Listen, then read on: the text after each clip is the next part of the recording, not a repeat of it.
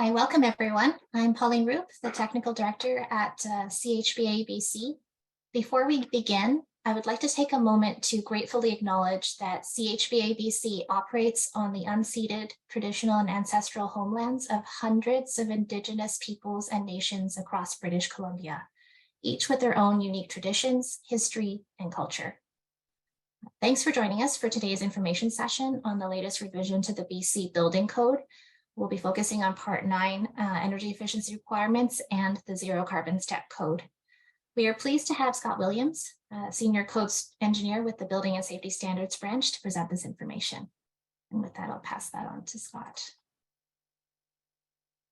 Great, thanks, P.Eng. Thanks for having me. I really appreciate it. And thanks for the opportunity. Lots of changes, so lots to go through. So without further ado, we'll get right into it. And I'm sure all of you have a number of questions that you have. So we'll try and get through the content as quickly as possible. So let me share my screen here.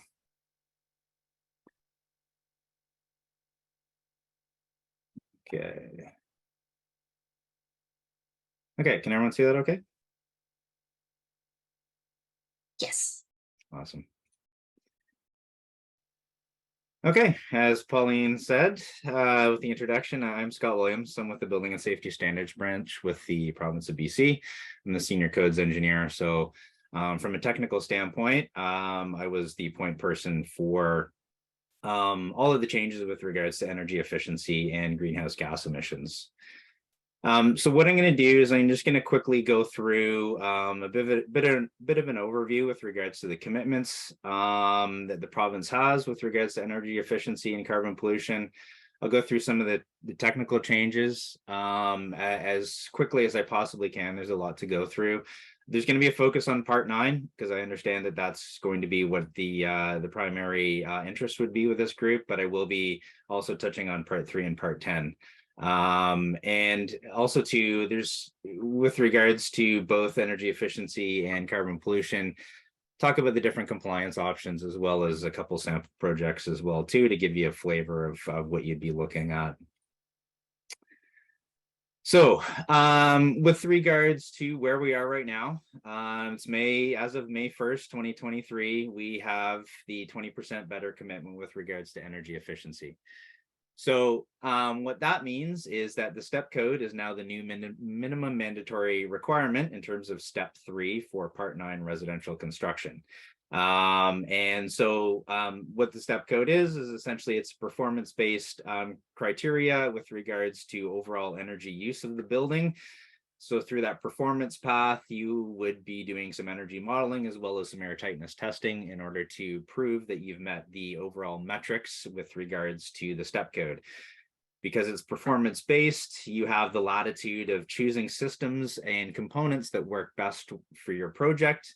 So there's really no prescriptive measures with regards to those systems in terms of their overall performance and energy efficiency. However, what you do need to demonstrate is the overall compliance with the step code metrics. So here we are, May 1st has come and gone. So that means that we have step 3, like I said, as the minimum mandatory requirement for Part 9 buildings. And then we have step 2 as being the minimum mandatory requirement for Part 3 buildings. And in 2021, the province released its Clean BC Roadmap to 2030. So it includes a commitment that all new buildings in the province must produce zero greenhouse gas pollution from their operations by 2030. So similar to the step code and energy efficiency, the province also established interim dates for mandatory carbon limits. So again, this is effective as of May 1st. And what's being proposed here is that we have that end date of 2030 in terms of zero carbon construction. And what we're going to be doing, very similar to what we've done with the BC Energy Step Code, is that we have interim targets and requirements as we ramp up to 2030. So we have our requirements that came into effect May 1st, and then we will be having some minimum mandatory requirements as of 2024. 2027, and then the end goal of 2030. So what that looks like in terms of those requirements for those interim milestones remains to be seen. But logic would dictate that we have a number of performance requirements in terms of different levels with regards to carbon pollution. So it would make sense that we would marry with those as we go through those interim targets.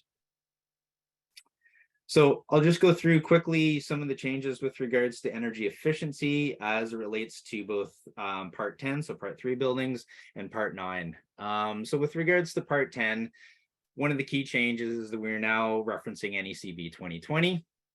And as a result of referencing that updated standard, we have, regulation, we now have some implications with regards to what that means in terms of the overall performance in relation to the step code metrics. So within NECB 2020, there's a couple of key changes that affects the baseline performance. So there's improved thermal performance of the envelope. There's reduced lighting power densities, improved efficiencies with regards to HVAC equipment. And then also too, there's a reference to ASHRAE 62.1 2016 in terms of ventilation, and those changes in ventilation rates also affected the energy efficiency of buildings as well too. So what we did is we took a look at where that lined up with the step code metrics, and then there's some changes that we enacted as a result of those changes to the baseline. So at a fundamental minimum, we have step 2 as being that minimum mandatory requirement for all the major occupancy classifications that are currently listed within the step code. So you have the A and B type occupancies, and such as schools, libraries, rec centers, hospitals, care centers. Those will be required to model to part 8 of NECB 2020. And then all of the other occupancies that we have, so the C, D, and E occupancies, now you will be required to meet that step 2 requirement as a minimum mandatory requirement. So for those changes that I was alluding to with regards to NECB 2020, those do impact the metrics with regards to office and commercial type occupancies, where we had to modify the total energy use intensity to really line up with those baseline requirements. So you'll see some slight changes there.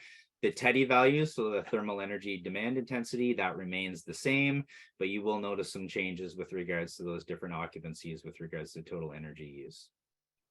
For all occupancies that fall outside of the step code, so some of the A and B type occupancies as well as F occupancies, you still have the compliance paths that we currently have within part 10. It's just that we are now referencing different standards. So you still have ASHRAE 90.1, but we're now referencing the 2019 version as opposed to 2016. And like I said, we now also have the NECB 2020 as being something that we're referencing as well too. So you have the option for any occupancies that fall outside of the step code to follow the traditional compliance paths with regards to energy efficiency there. One other key change with regards to part 10 is that we now are referencing another air tightness testing standard. So ASTM E3158. This is really as a result of our harmonization commitments with the national code system, which is now referenced within NECB 2020. And so this is something that we picked up and inserted within the BC Building Code. So not really a fundamental change in terms of that standard. It's very similar to the standards that we currently reference. It's just new nonetheless. So with regards to part 9, so as a voluntary alternative like I said earlier, step 3 is the minimum mandatory requirement with regards to the performance path and part 9 residential. And what we do have is there's an exception with regards to log homes. So we did some study last year with regards to where log homes line up with the step code. That research was ongoing as we were developing the code language. And so what we decided to do is we pulled log homes out entirely. And so now they're required, they have the option of following the current prescriptive requirements or the pre-existing prescriptive requirements in terms of thermal efficiency. Or they can go 9365, or they can follow the step code, but they are not required to follow that step 3 requirement as that minimum mandatory baseline. So another thing is very key here is that we do have a 20% better prescriptive approach that is new. So So we've essentially taken the pre-existing prescriptive tables and we have bumped those up to improve the overall thermal performance of a building.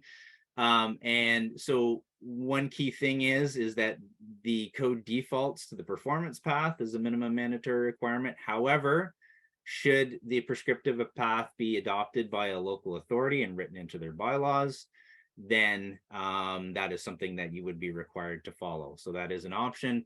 The reason why we have this is because there's some jurisdictions within BC that didn't necessarily have the capacity with regards to energy advisors, energy modelers, or air tightness testing. And so this is meant to be something that provides that option for those jurisdictions that may not necessarily have that infrastructure with regards to the performance path. One thing to note is that even if they do adopt the prescriptive approach, the 20% better improvement, they can't restrict step 3, 4, or 5 being used as an alternative for those prescriptive requirements. One thing as well too is that you'll notice that within the languages in 936, because of our harmonization commitments with the National Building Code, we really tried to align the language between the BC Building Code and the National Building Code. So you will see quite a few changes in terms of how that's all structured. And it wasn't necessarily us taking the National Building Code language and inserting to the BC Building Code language. We actually took the opposite approach. So there's a lot of reworking in terms of what the requirements are, where they're located. And so it's up to you to take a look and see where things are. Everything's all there. It's just maybe in a bit of a different format than you're used to. Scott, sorry, could we just pause on that? There are a couple of questions that have come in, and I just wanted to clarify while you're on that slide. We have a question from Eddie saying, do timber frame houses fall under the log homes category?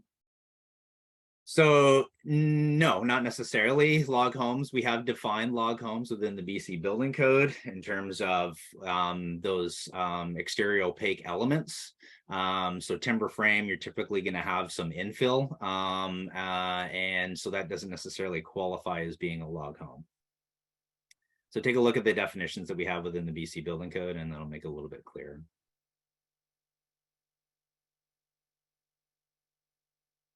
And I think we'll be touching on this next question about prescriptive. So I'm going to skip to the third, which is there a list somewhere of authorities having jurisdiction that are not following step code?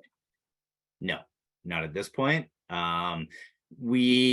When the step code in its original inception, we did have, we still do have a page on the step code website that lists all of the jurisdictions that have adopted the step code.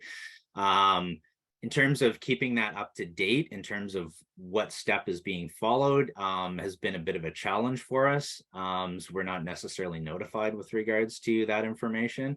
So it is a little bit outdated, but in terms of local jurisdictions that aren't following the step code, that's not something that we've included yet. It's something that we could potentially look at, but it's not something that I can promise at this point. So I think that's the questions for now. Thanks, Scott. Thanks. Okay, so with regards to the performance path in part 9, so we have essentially it's the same, like I was saying, all the information is there that you're used to. It's just slightly different in terms of the format. So the intensity metrics and the percent better than metrics are now separated into 2 different tables as opposed to being included in one. To follow along with the National Building Code as well too, with the percent better metrics, we have relaxations for homes that are less than 300 meters cubed of interior volume. So you'll see that there are some relaxations there with regards to those smaller homes. We also have some additional air tightness testing metrics. So in addition to the air changes per hour, we have the normalized leakage rate and the normalized leakage area. So those are 3 different ways of demonstrating compliance with that air tightness testing requirement. And so before it was just ACH, now you have the 3 different options to choose from, whichever works best for you. The NLR and NLA work fairly well with smaller buildings where ACH doesn't tend to. So that's provides a little bit of leniency for smaller homes, which is nice. And like I said, there's that exception for log homes with regards to the performance path, and it's not currently included. So with regards to the prescriptive path, the performance path, like I said, is the default unless the prescriptive path has been adopted by the local authority via bylaw. One thing to note with regards to the prescriptive requirements is that there is, as a minimum requirement, you have to have a heat pump or an HRV. And then above and beyond that, you would have to follow the tables with regards to the thermal performance of the different components. So very similar to what we've done with the step code in terms of performance path, the prescriptive path is very similar in terms of the fact that it only applies to residential construction. So here's a flavor of one of the tables that we have with regards to above ground opaque assemblies. And so we will see that those RSI values have been increased in order to meet that 20% commitment. One key change here is that we've broken out 2 line items here. Before, we had cathedral ceilings and flat roofs as being one row. But what we've done is we've broken those out. So flat roofs have their own row in terms of the RSI requirements, and cathedral ceilings remain as is, but we've put the caveat here with regards to roof decks. Roof decks are essentially accessible by occupants. We didn't want to have that step out condition with regards to sliding glass doors and a buildup of a roof system that was above the roof decking.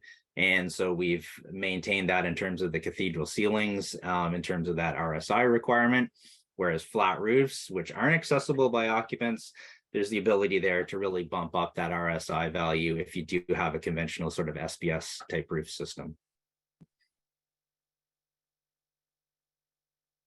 Oh, and one thing I want to note as well too is that these tables here that have those increased values, those aren't used to inform the reference case when you're doing the performance pass. So it's one clear distinction is that you will be using the pre-existing prescriptive tables to inform your reference case, and these will not be used. This is only if a local government has adopted via bylaw, and then you'd be looking at this in terms of purely prescriptive nature, not in terms of the performance path.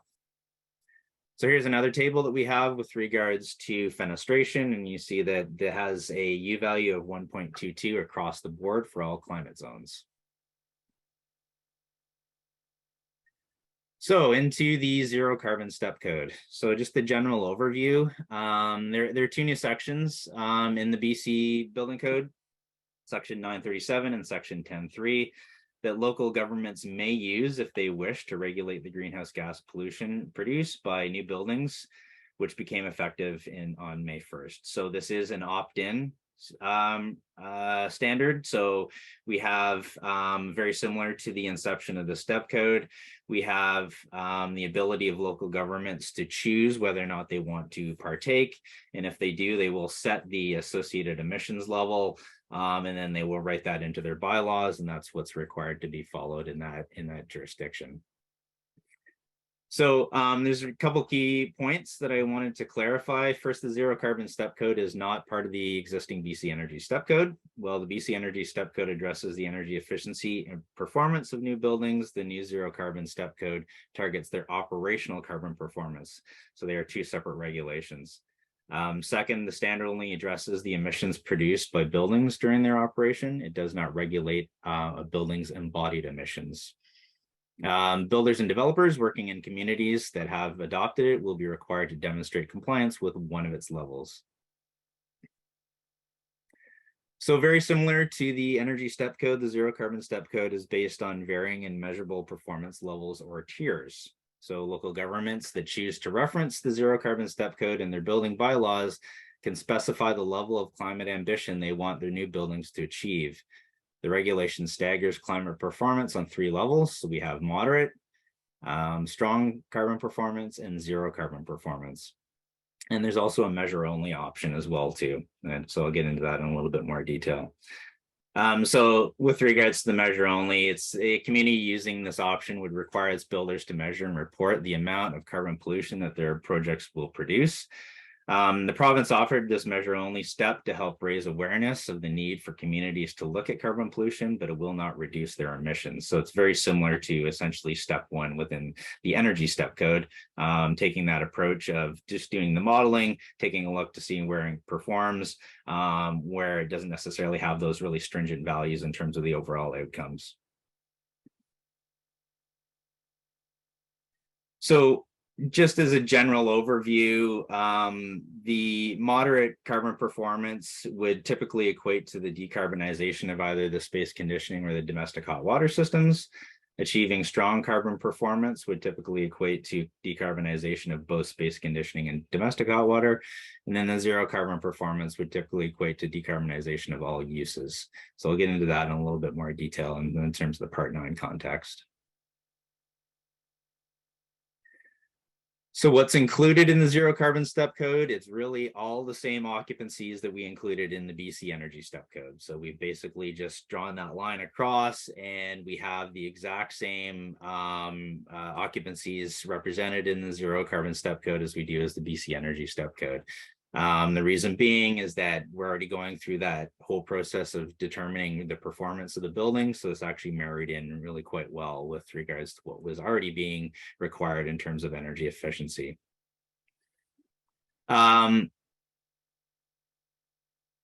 So one thing that I just wanted to mention as well too is that the metrics research report that is posted on the step code website. This is something that was used to guide the metrics in terms of the development of the metrics for the different occupancies.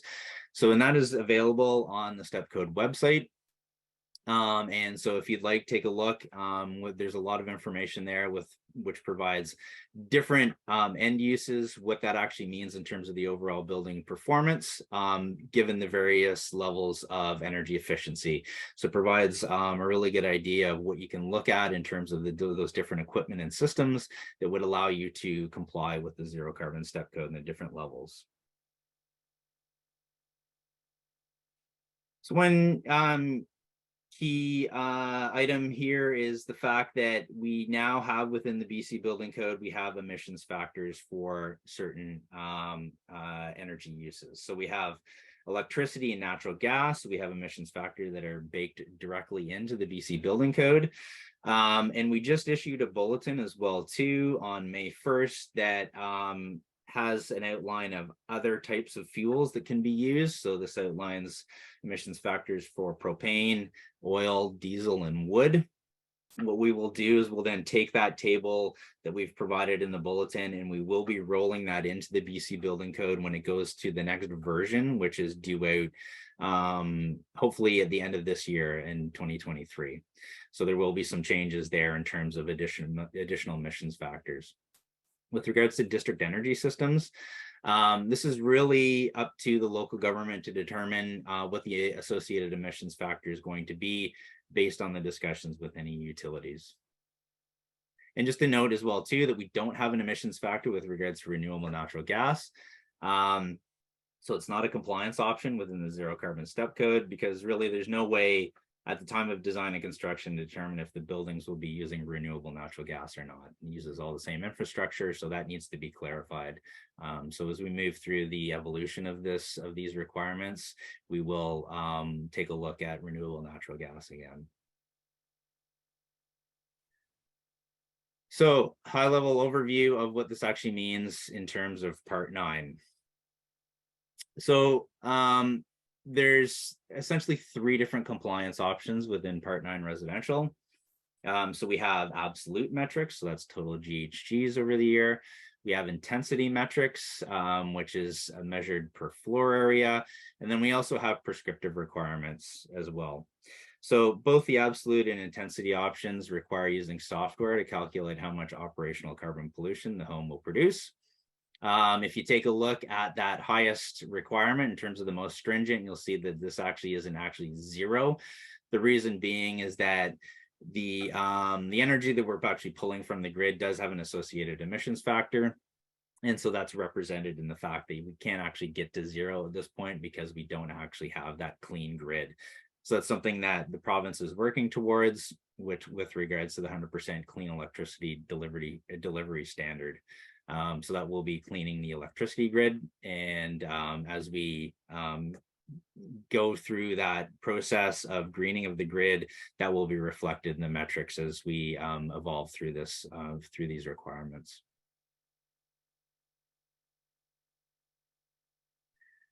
So what's included in terms of Part 9? So for the performance pathways in terms of GHG and GHGI, it's really based on that MUI calculation, so the mechanical energy use intensity, and the associated systems. So those the space conditioning systems, domestic hot water, and ventilation systems would be included. And this also includes the supplementary equipment. So I'll get into that in a little bit more detail in a second. And with regards to the prescriptive pathway, we're really looking at all building systems, including equipment and appliances. So we're really looking at some of those ancillary uses that would include such things as cooktops or gas dryers. So in the prescriptive pathway, that's captured. In the performance pathway, that's not the case. One key thing here as well, too, is that backup or redundant equipment is permitted to be excluded. And that's borrowing directly from the code language that we already have within the code with regards to 936.5 and the modeling pathway there. And so I'll get into a little bit more detail on what that actually means. So really what we're looking at here is we're looking at principal heating systems, we're looking at supplementary heating equipment, and we're also looking at redundant or backup equipment. So the principal heating system essentially refers to the heating system that has been designed to accommodate the heating load of the building and may include supplementary heating equipment. The supplementary heating equipment refers to heating equipment that is used to supplement the principal heating system when the capacity of the principal equipment has been exceeded. And so some examples of this could be essentially like centrally ducted air source heat pump with supplementary gas furnace, say an air to water heat pump with supplementary gas boiler, and packaged dual fuel systems such as an electric heat pump with supplementary gas heater.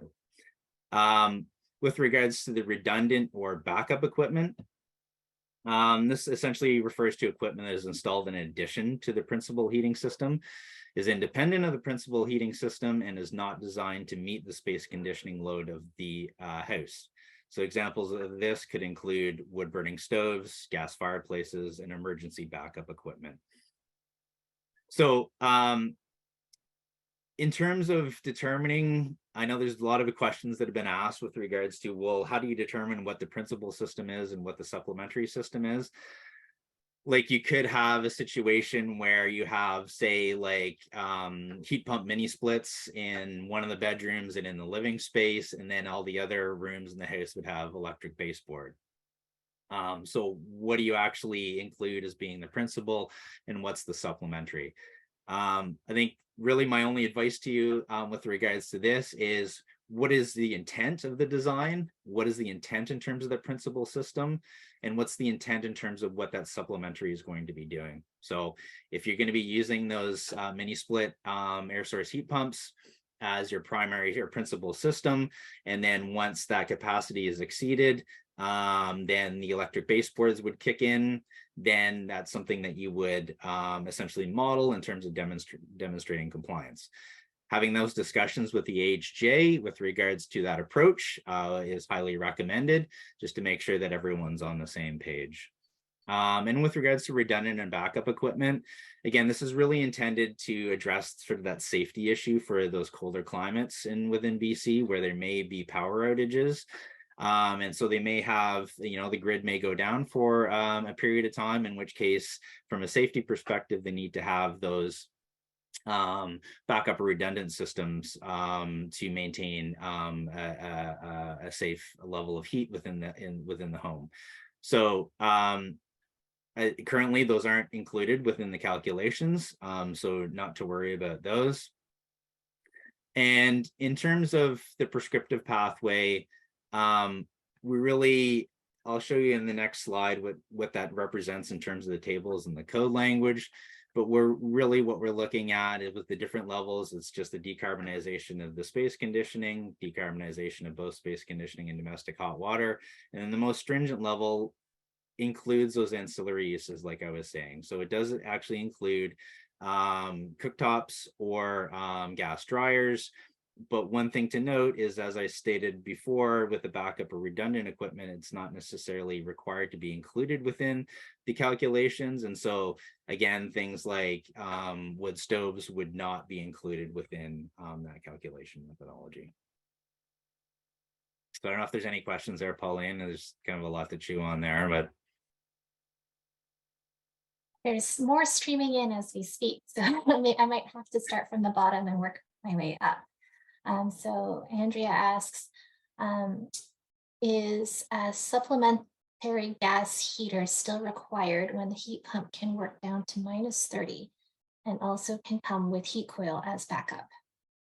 yeah, it's really entirely up to any given situation. There may be the situation where you have a cold climate air source heat pump that actually has a fairly significant range in terms of its overall performance. But whether or not that supplementary needs to be included within it, that's really on a design by design case. So if it turns out that there may be a risk that capacity is going to be exceeded for the air source heat pump, then obviously that supplementary system is something that is going to have to be entertained within the design. And then I guess a secondary question, if the heat pump stops working, why would natural gas be needed since it also works using electricity? Yeah. So again, it's really entirely up to the design and what's necessary. If you're relying on that gas supplementary, if it's say like a dual fuel system as being that sort of that safety measure, it doesn't necessarily work when the power goes out. So that needs to be something that needs to be entertained with regards to the design itself. And it seems like some people may be confused with some of the acronyms, so maybe we'll just go over some of the acronyms again, because I know there's a lot of them. So GHG as greenhouse gas. That when we talk about GHG for the performance compliance, that's talking about the total GHG, which for residential is in kilograms. And then GHGI is intensity, so greenhouse gas intensity. That is based on a per floor area metric. MEUI, MEUI is the mechanical equipment use intensity. And then DHW is domestic hot water. So that clarifies that. Sorry about that. I'm so used to dealing with these acronyms that I sometimes forget to provide more explanation. So apologies. And then will there be exceptions in areas such as northern BC where propane and wood are primary sources for heat during the winter?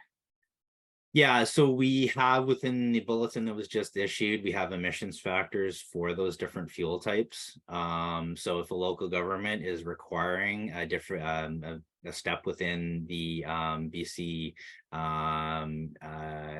zero carbon step code, then you'd be required to go through that process of using that emissions factor in discussion with the AHJ if they're okay with it, and going ahead to demonstrate compliance via that pathway.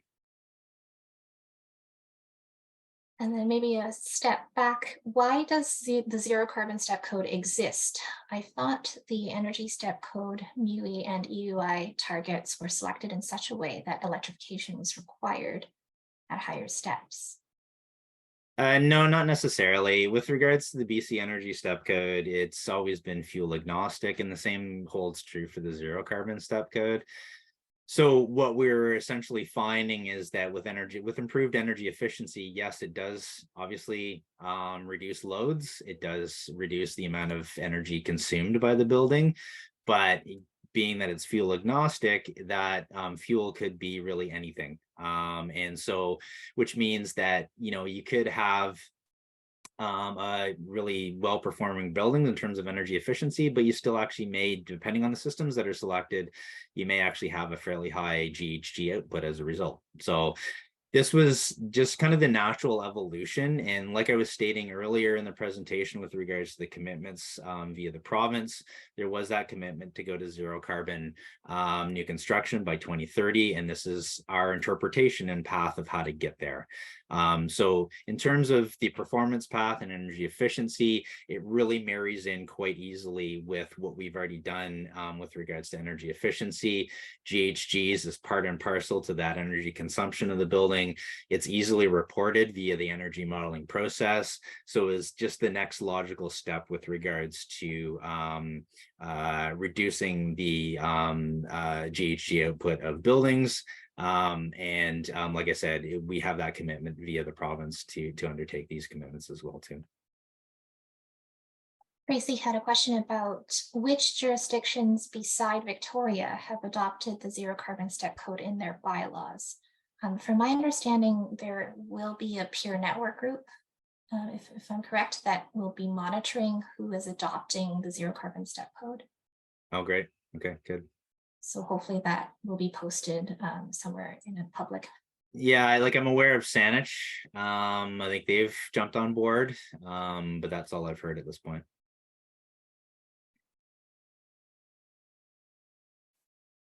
Sorry, the questions are just streaming in, so I'm trying to keep up.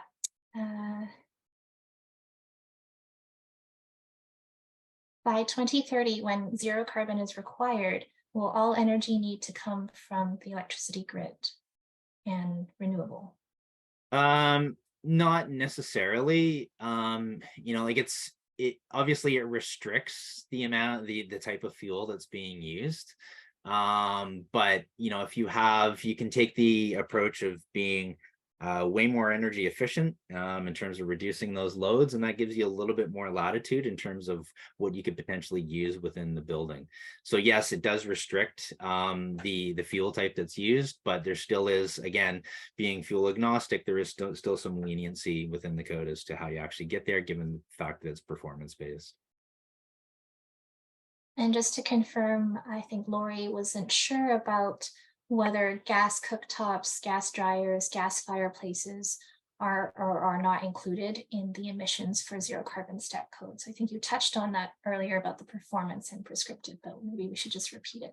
Yeah, sure. So on the slide here, you'll see that with regards to the performance path, we're really focusing on the main systems, of the building. So space conditioning, domestic hot water, and ventilation. And so that doesn't include those ancillary uses. So, if gas cooktops, gas dryers, not something that's included in the calculation. And there's that exclusion with regards to backup or redundant equipment, which would include, in some cases, wood stoves or gas burning fireplaces as well too.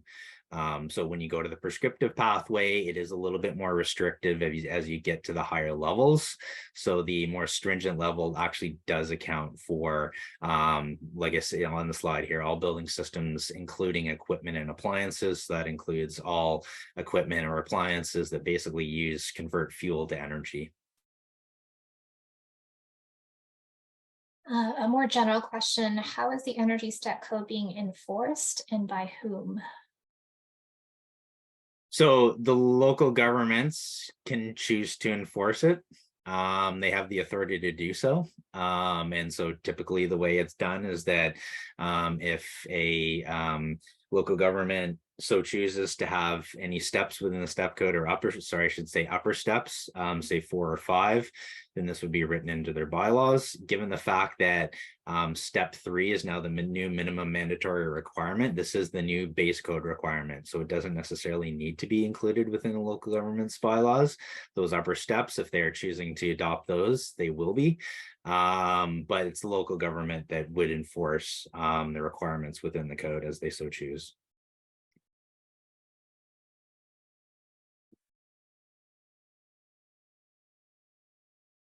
So there's a more general question as well. How has this now required electrification spike been planned with BC Hydro and their ability to supply this energy with limited ability to pre-build infrastructure?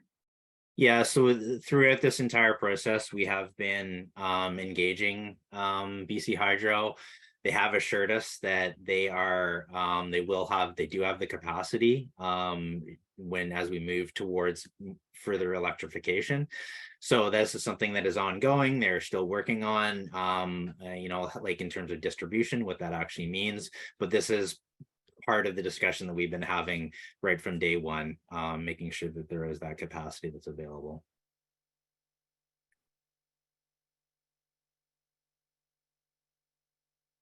I'm just going to switch back to the Q&A because I noticed a few questions in here.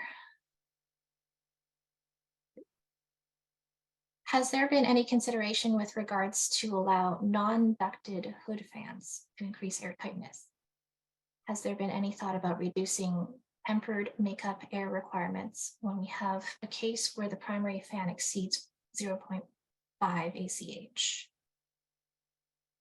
In terms of non-ducted, no, that's not been something that we've discussed in terms of the energy step code. And sorry, I missed that last bit. Any thought about reducing tempered makeup air requirements when we have a case where the primary fan exceeds 0.5 ACH? Yeah, and so there hasn't been any discussions with regards to those ventilation rates either.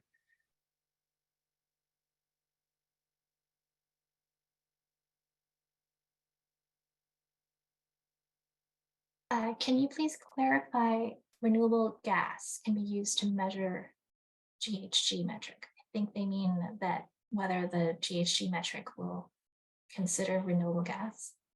Yeah, so as per the code, it is not an option for demonstrating compliance. However, this is a conversation that can be had with the authority having jurisdiction, and they may be able to accept it upon their discretion. So, if this is a route that you're thinking of taking, have the discussion with the AHJ about that proposed approach. Right now, like I said, it is not a compliance option within the code.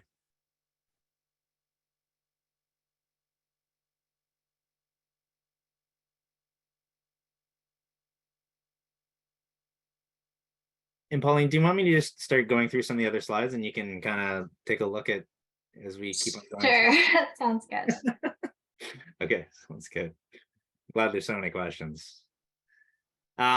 Okay, so here's just a quick synopsis of, I'll try my best to keep this short and brief. This table is a little bit complicated, so just bear with me here. So essentially we have the three different compliance paths. We have GHGs, the absolute value, so that's a total of kilograms of CO2 equivalent per year. We have a GHGI, which is an intensity, so it's based on floor area. And then we also have the prescriptive approach. So we have the different emissions levels here going from least stringent, so measure only, to the most stringent in terms of EL4, and that's our interpretation of the zero carbon. So the prescriptive path, it is available for any builder who wants to use it. It's essentially following the premise of decarbonization of the heating systems. And the next level, more stringent, is decarbonization of heating and service water. And then the most stringent actually includes all equipment and appliances. So basically this rationale here follows along with the different emissions levels here with regards to the performance path. So essentially what we've done here is that we have these values right here, which are meant for smaller buildings. Should you not comply with that, then you're going to get kicked into this middle column here, which is more geared towards medium. So GHGIs is more geared towards medium-sized homes. And then this maximum GHG value, so the absolute value, this is more geared towards larger homes. So essentially, what you want to do is this, in terms of any project, you want to work from left to right. So you want to look at this column first to see where you're at in terms of that overall GHG output. If you're not making that, so this is actually these metrics here were based on essentially 175 square meters of floor area. So if you're exceeding that, then you're probably going to be kicked into this middle column. So you're required to meet both of these, so the GHGI and the absolute GHG value. So in terms of the GHGI, this is really meant more for medium-sized homes. This is going to be the more stringent for them, whereas they're not going to have any problem meeting their the higher GHG output values here. When you're looking at a larger home, they're going to have no problem at all meeting these intensity metrics as a result of the fact they have a really large floor area that's going to be in the denominator. So that means that GHGI value is going to be fairly easy for them to obtain, but it's the maximum GHG. So that GHG output being a larger home is going to be higher, and that's what's going to essentially guide compliance or not. So that's essentially the way these tables have been constructed, moving left to right, small to large, and then you also, as I stated, have the option of using the prescriptive tables as well too. Note here too is that we also outline the redundant and backup equipment and how that can be excluded if it's not designed to meet the entire space conditioning load of the home. So just a quick outline of a case here in terms of what this looks like on the ground. So this is a 4-bedroom family home built in 2018 in Invermere. So there's no fossil fuel appliances or equipment in this home. As a result, it produces 248 kilograms of a CO2 equivalent per year. So well under the threshold to comply with the zero carbon performance, so that highest level. And just a note as well too, this also complies with step 4 of the BC Energy Step Code. So I can launch into part 3. Is there any more questions with regards to part 9 that you want to highlight now, Pauline, before I move on?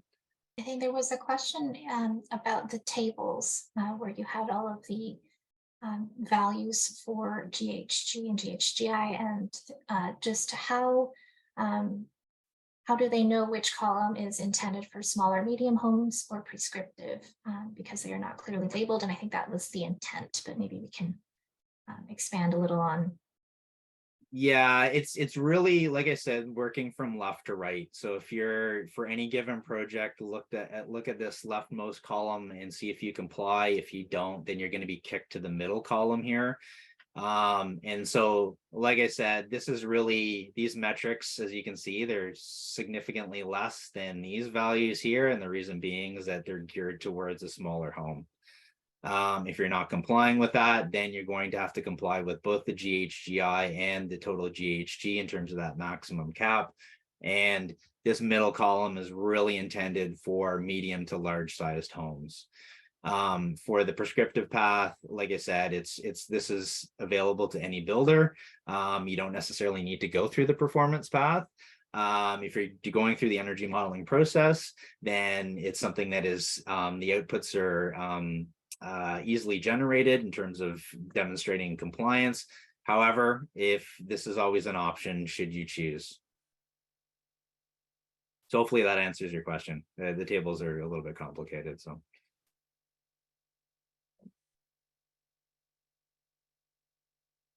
There was the question about if there are any plans for dealing with material or embodied carbon in part 9. Yeah, so that's I think the natural evolution of all of this. Embodied emissions is obviously was really part of the main discussion when we're dealing with operational GHGs. It's just that with regards to embodied carbon, it's not as much of a simple step as it is for operational. So there's work to be done there. There's a lot of work that's happening nationally with regards to this as well too. So we're tied into that national system, and that's going to inform what we do with the BC Building Code. So it is coming. It's just not right now. So it'll be a couple of years out before we actually have some requirements for that.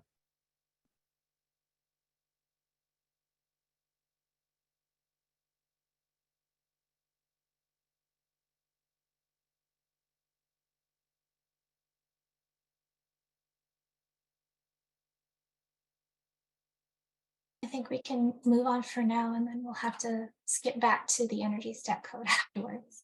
Okay, sure. I'll try and make this quick. This is all with regards to part 3 and the zero carbon step code. We have GHGI metrics only for part 3. So it's an intensity metric based on the floor area.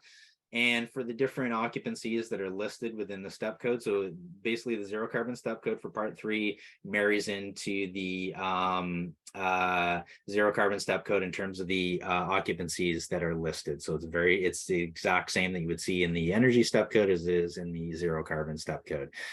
So you'll see that we have different metrics based on different uses. So you'll see that there's some changes. As there's some variation with regards to those different metrics. This is just as a result of the energy profiles of these buildings that we typically see, and the metrics are set accordingly. So here's the table that you will find in part 10 with regards to the zero carbon step code. Again, all in GHGI values. You will see again that there are varying levels based on the different occupancies and uses. So a lot more straightforward with regards to part 3. One thing with part 3 as well too that I just wanted to mention that is City of Vancouver Energy Modeling Guidelines is the modeling rule set. So that does account for things like cooktops and gas fireplaces as well too in the overall modeling rule set, which would be accounted for in terms of your outputs and meeting the requirements. So a quick example here, this is a 48 unit supportive housing project in Prince George built by BC Housing. So the building heats its hot water for residents with a high efficiency natural gas boiler with 96% efficiency. Individual units are heated and cooled with electric air source heat pumps. The in-suite kitchenettes have electric induction cooktops. So with a GHGI of 3.9, this building would likely meet the requirements of the moderate carbon performance. And it almost meets the requirements of strong performance, so the most stringent. One key question that has been coming up quite a bit is the application to existing buildings and what these new code requirements actually mean. So bulletin was just released on May 1st, which outlines some considerations when it comes to existing buildings and how these new code requirements would apply. So taken verbatim from the bulletin, discretion and judgment must be exercised by designers and enforcement officials when applying the acceptable solutions in Division B to the alteration to an existing building as described in Division A. Each alteration to each existing building requires unique consideration. As outlined in Division A, it is up to the local governments that administer and enforce the BC Building Code to determine what is appropriate and practical on a case-by-case basis. So case in point, let's talk about, say, there is a minor alteration to a building, and then the local government is like, well, okay, well, should we be considering the step code as being something that is going to be a requirement for this retrofit? The step code is meant for whole building performance. So in terms of the context of just doing a minor alteration to a building and you're not touching all systems of the building, that includes the envelope, mechanical, and electrical systems, then maybe the step code maybe isn't the best route to go because it doesn't necessarily apply because it is, again, a whole building analysis. So it's really up to, on a case-by-case basis, to determine what actually works best for that given retrofit. So there are a lot of ambiguities with regards to this, and the language within Division A clearly outlines this, which states the successful application of code requirements to existing construction becomes a matter of balancing the cost of implementing a requirement with the relative importance of that requirement to the overall code objectives.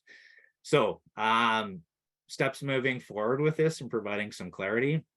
First and foremost is the retrofit code, which is something that is being worked on both nationally and within BC. This is going to provide more clarity as to what should apply when, what sort of triggers, and maybe some exclusions that can be considered. We're also tapping into the local government peer network as well to see what can potentially be done in terms of providing some direction to local governments with regards to how to best deal with retrofits. We've also been in discussion with BOA BC with regards to the building official handbook and what could be potentially absorbed there. And then also we are working on the local government best practice guide as well too, in terms of updating that. So there's information that we could potentially include there. So really, it's a case-by-case basis. And until we get a little bit more clarity with regards to retrofit code, it's basically the same issues that local governments or builders have had in the past, will continue to have in the future with regards to these code updates. Really nothing changes in terms of that process. Have that discussion with the local government, determine what's best given the scope of the project that's being entertained. And just one last thing is the compliance tools for the energy step code and the zero carbon step code. Beta versions for both the Part 9 and Part 3 compliance tools have been posted on the step code website. So the links are provided within this slide. The beta period will last for 2 months until the end of June. So we'll be collating all of the information provided by users in terms of if there's any quirks or any things that maybe cells aren't linking properly, maybe things that have been missed. And so that we will make some changes as we go through that whole beta testing process. And so in terms of providing feedback, I strongly encourage you to do so. And please email us at building.safety@gov.bc.ca with any comments that you may have. So that's it for me. Thanks, Scott. Maybe we can go back to the step code portion for just a little bit because we missed a few questions. So there was one about, do the new Part 9 and 3 buildings need to meet the cooling load metric? I'm not sure if they mean the peak cooling requirements or whether they're talking about. Yeah, so in Part 9, we did in the public review documentation, we had the peak cooling requirement that in terms of the comparative method, the peak cooling load of the design case cannot exceed the peak cooling load of the reference case. That was dropped and pulled out as a result of comments received during the public review process and our further discussions with NRCan and National about this. So more work is being done on it. We just didn't feel it was the best time to actually include it at this point. So that's a change from what you would have seen within the public review documents. In terms of Part 3, we still reference the City of Vancouver Energy Modeling Guidelines, which does reference ASHRAE 55 and cooling requirements with regards to passively cooled buildings. So that still remains.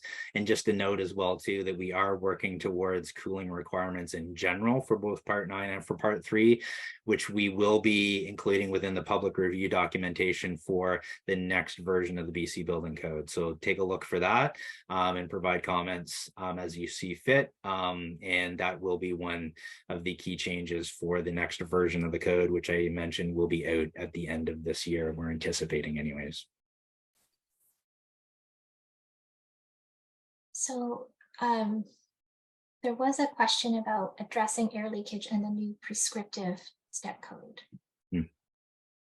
Yeah, and so the up prescriptive values, they're there as a result of concerns from communities that don't have access to energy advisors or air tightness testing. The prescriptive values do not include air tightness testing. There's not a requirement for a prescriptive value. It's all based on thermal performance and not on the air tightness of the actual building itself. So there's a question about fenestration. If the performance path is followed in terms of fenestration, would the U value be 1.22 or could it be something else? So I'm assuming under performance path, you could really select up to the minimum code level if you can demonstrate that it meets the Teddy and Mooney metrics. Yeah, you really have the latitude of using whatever you want, as long as you're meeting those code requirements with regards to, say, condensation resistance. Another thing as well, too, is that with the energy efficiency standards regulation, there are requirements with regards to point of sale, and you're not going to be able to get a window that's going to be any lesser performing than 1.61. So if you're trying to buy something off the shelf right now, that's basically as low as you can go in terms of that thermal performance of a window. That doesn't preclude you from, if you have a bunch of windows in stock that exceed that 1.61, those still can be used at your disposal. just be aware that the market is shifting towards more stringent thermal performance of windows as a result of that regulation. There's a question about manufactured homes. Do we get them tested on site at occupancy, or should the manufacturer give the AHJ compliance report if supplied from the factory? Well, like if you're going through the process of going through the performance path for a manufactured home, the with regards to CSA and the standard that's referenced within the BC Building Code, it really defers to the local government and the requirements with regards to the energy efficiency requirements there. If the step code is being followed, then if you're doing air tightness testing, then that's something that would have to be done in situ. So it would be something that would be a site test. It wouldn't be done in the factory because within the factory itself, it's going to be a kit of parts and not necessarily fully assembled. That doesn't happen until you're on site. And I think maybe one last one while we still have time. Will there be a database showing which municipalities have adopted a GHGI target? I think we touched on that earlier by saying there is a local government peer network group, and they will be monitoring adoption. So hopefully, if that becomes public, we will certainly share that with our membership.